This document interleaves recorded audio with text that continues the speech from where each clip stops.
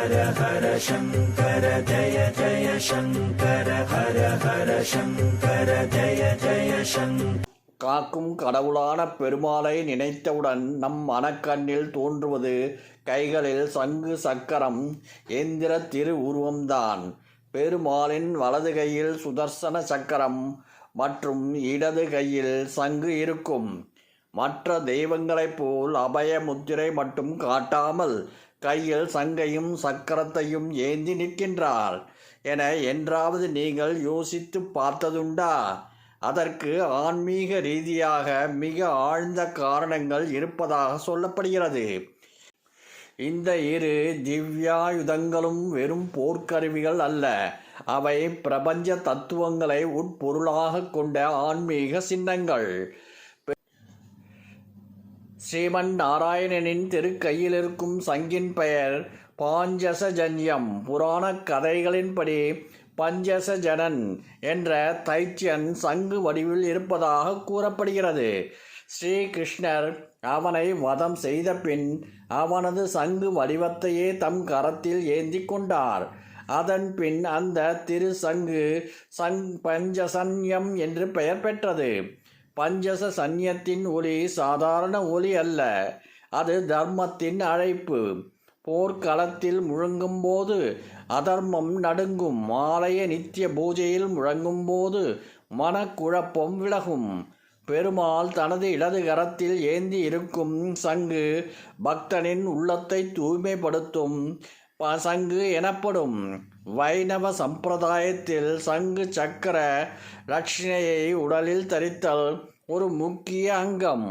அது பகவானின் அடியார் என்பதற்கு அடையாளம் மட்டுமல்ல, பாவ நிவர்த்திக்கும் இறை அருள் பெறவும் வழிவகுக்கும் என புராணங்கள் வலியுறுத்துகின்றன.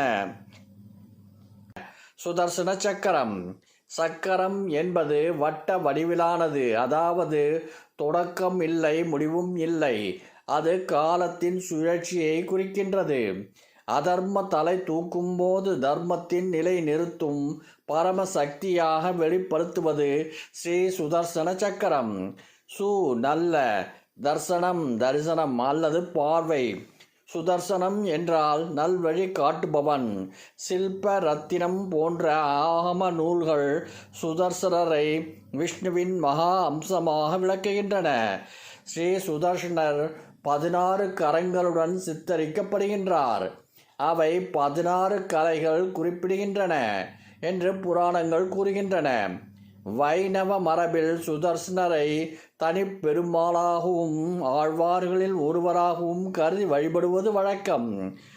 சக்கரத்தாழ்வார் என போற்றப்படும் இவர் பக்தர்களின் துன்பங்களை விரைவில் நீக்குபவர் என்று நம்பப்படுகிறது.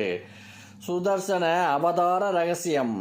புராணங்களில் ராமாவதாரத்தில் பரதனாக சுதர்சன அம்சம் அவதரித்ததாக கூறப்படுகிறது. இது தர்மத்திற்கு துணை நிற்கும் சக்தி எப்போதும் பகவானுடன் இருப்பதை உணர்த்துகிறது. நோய், எதிரி, வழக்கு, கடன், வியாபார தடை, திருமண தடை, சந்தான தாமதம் போன்ற பிரச்சனைகள் நீங்க சுதர்சனை வணங்குவது சிறப்பாக கருதப்படுகிறது. சுதர்சன ஹோமம் செய்வது வாழ்க்கை சக்கரத்தை நல்வழியில் இயக்க உதவும் என ஆகமங்கள் கூறுகின்றன.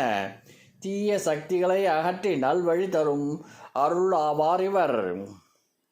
ஹர ஹர சங்கர ஜய ஜய சங்கர ஹர ஹர சங்கர ஜய ஜய சங்கர.